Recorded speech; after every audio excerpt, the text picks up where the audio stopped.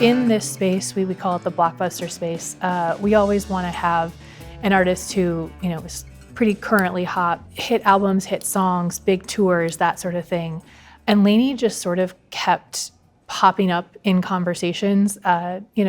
She won CMA Entertainer of the Year, and then she won a Grammy, and then she won ACM Entertainer of the Year. And then it was just all of these things sort of piling on top of each other to basically be like, she's definitely our next person, right? Like there was sort of no doubt that she was going to be the one.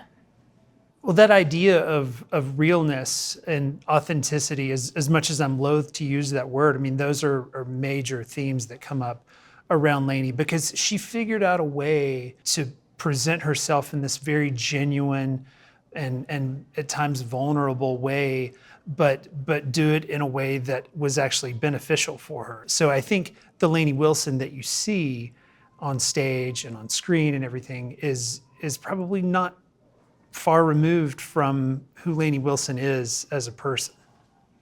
We were lucky enough to get to go meet Lainey's parents at their home in Baskin, the home she grew up in. We were like literally looking through artifacts with her mom that her mom had like pulled down from the attic for us. A great experience, getting to just comb through everything with her, all of these little bits and pieces from Lainey's childhood.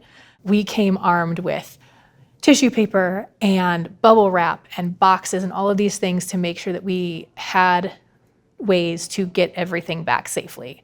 Some stuff goes in our museum van and gets driven back by some of our colleagues. Once everything comes back, our archives team, they catalog it, and we had a lot for them to catalog just so we can know exactly what we're dealing with and make sure that things are able to be displayed and able to be returned to the people who loan them to us in the same condition.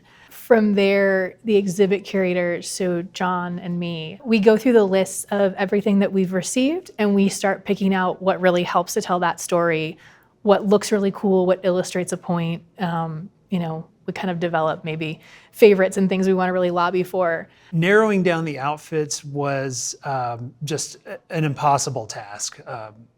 We did our best to feature things that kind of represented different eras of Lainey's career. So some things from very early on, including the jeans that she had manufactured, altered into being bell bottoms. Lainey was visiting the CMT offices with her manager, and they said something about how all of the icons, all of the greats in country music have this recognizable silhouette.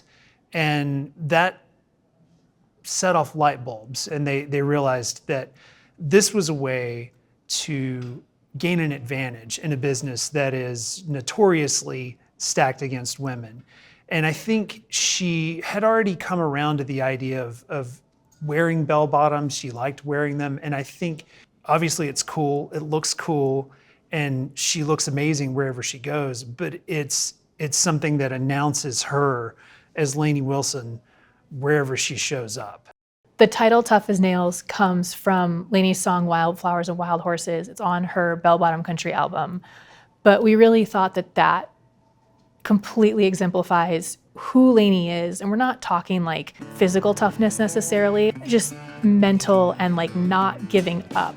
That's a sort of toughness too. It may have looked like a sort of quick rise where she signed her record deal and a couple years later, Things a Man Oughta Know is going to #1 at country radio. But she had been here since 2011, and I think that she would not be here. She would not be in the position she is now without, that toughness.